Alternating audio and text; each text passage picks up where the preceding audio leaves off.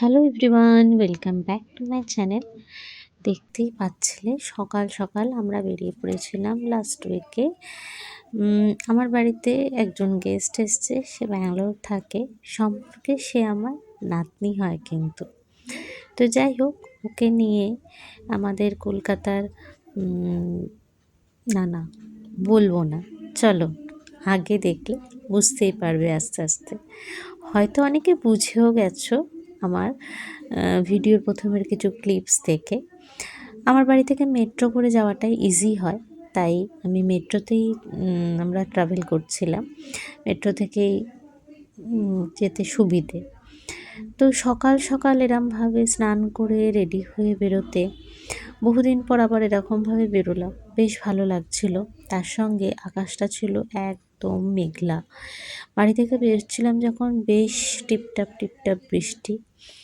মনে হচ্ছিল কি জানি, এই মনে হয় পুরো ভিজে গেলাম, ঝমঝমিয়ে বৃষ্টি নামলো। কিন্তু ওই যে বলে না, যদি ঠাকুর চান তো সব হয়। তো যেই না নামলাম, দেখলাম আকাশের মুখ ভারটা আস্তে আস্তে, দেখতে পাচ্ছ চারিদিকটা বেশ রোদ উঠছে। আর এই যে পাশে যাকে দেখলে আমার পাশে হাঁটছে, সে হচ্ছে বুন্টু, মানে ওই হচ্ছে আমার সম্পর্কে নাতনি, মানে আমার হাজব্যান্ডের ভাগ্নির মেয়ে। তো যাই হোক, তো আমরা সবাই মিলে বেরিয়ে পড়েছি। এই দেখো, এখানে সব ফুলের ডালি বিক্রি হচ্ছে। আমরা এখান থেকে কিনবো না, আমরা ভেতরে গিয়ে কিনবো। আর বাইরেটা দেখতে দেখতেই আমরা যাচ্ছি।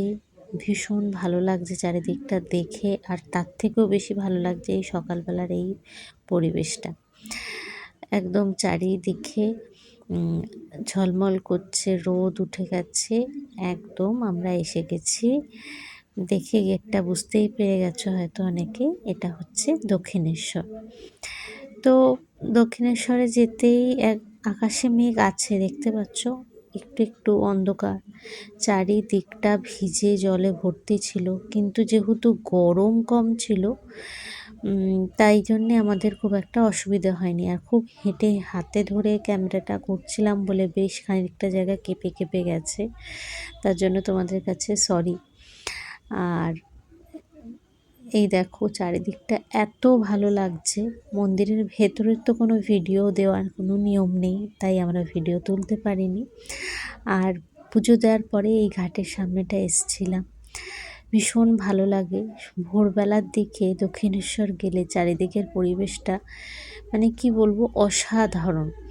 মনটা একদম অন্যরকম হয়ে যায়। খুব ভালো করে পুজো আমরা দিয়েছি, খুব সুন্দর করে পুজো দেওয়া হয়ে গেছে। আর চারিদিকটা ঘুরে ঘুরে দেখাচ্ছি, আর ও খুব অবাক হয়ে সবটা দেখছে।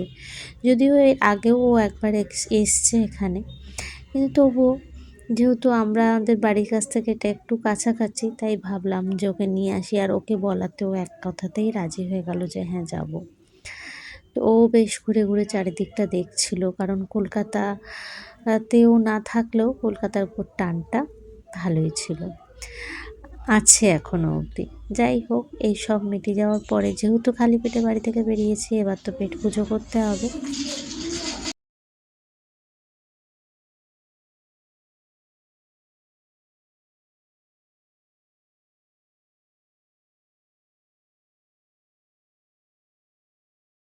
এবার খাওয়া দাওয়া করে নিই, নেক্সট ভিডিও নিয়ে আবারও তাড়াতাড়ি চলে আসছি। এখনকার মতন এখানেই শেষ করলাম। ভালো লাগলে লাইক, কমেন্ট, সাবস্ক্রাইব করে আমার পাশে থেকো কিন্তু।